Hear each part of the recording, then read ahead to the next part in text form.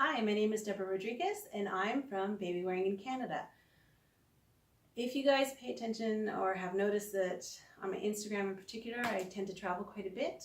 It's because I'm promoting an international initiative called Postpartum and Caring Professionals Group. And I'm also traveling a lot because traveling is fun and I like learning from different cultures and from different people. And in my travels, I have been asked, what is the difference between?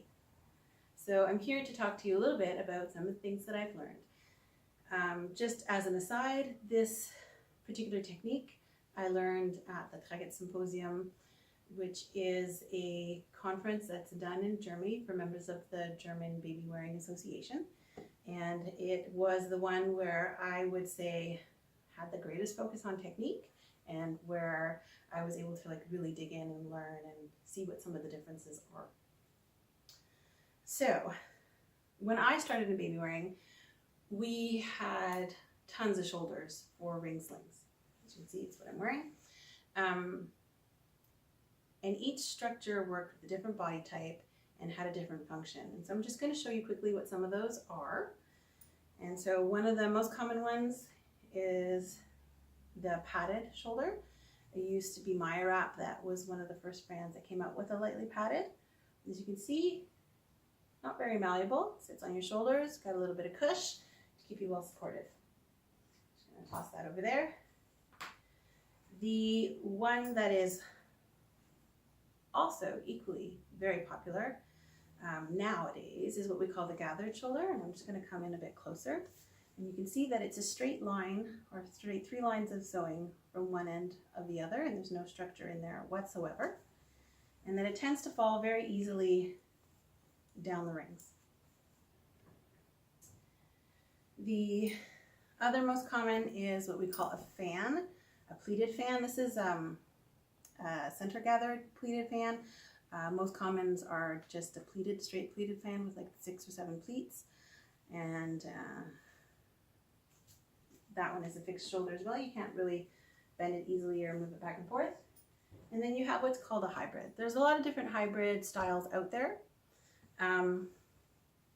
Here you can see that you've got 2 fans tacked down on either side and then a part in the middle that's just straight sewn. So when I was in Germany, I learned that the consultants are taught the best thing for parents to choose are the gathered shoulders, which is what I have on right now.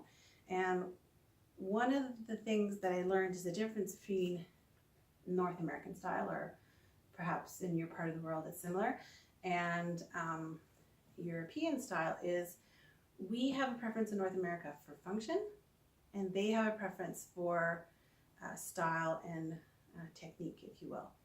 Everything that they do when it comes to the German schooling has to fall back to a wrap. They have a very strong history of using wraps. All of their schools started with wrap as the most important carrier.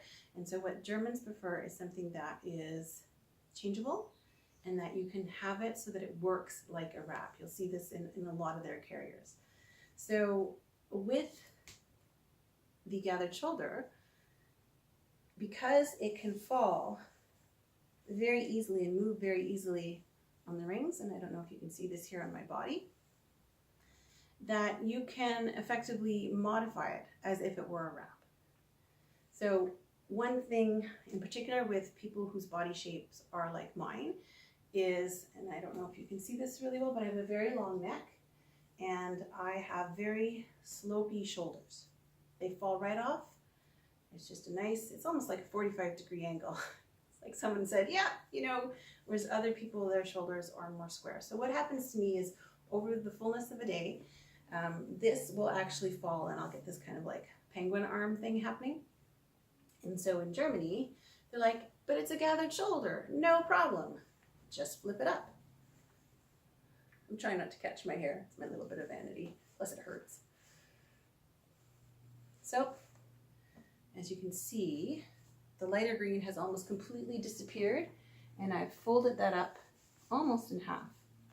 And of course, it has significantly reduced the amount of space that it takes up on my shoulder. This is great for a short-term measure, but I found that most carriers, particularly wraps that are thicker than this one, with the baby jumping up and down in the carrier and with my movements, because my shoulders are at such an angle that this eventually sneaks back down again. And then I'm back in kind of like that penguin mode. So I do spend an inordinately high amount of time pulling it back up and adjusting and pulling it back up and adjusting it. And I find that particularly irritating. So one of the huge benefits to me of going to Germany and learning this technique is because if I have a parent who comes in and has like a gathered shoulder sling in hand, I can teach them, you know, something that they can do right away so that it is more comfortable and so that they can get it to work and so that they get the range of movement that they want back, etc. and so forth.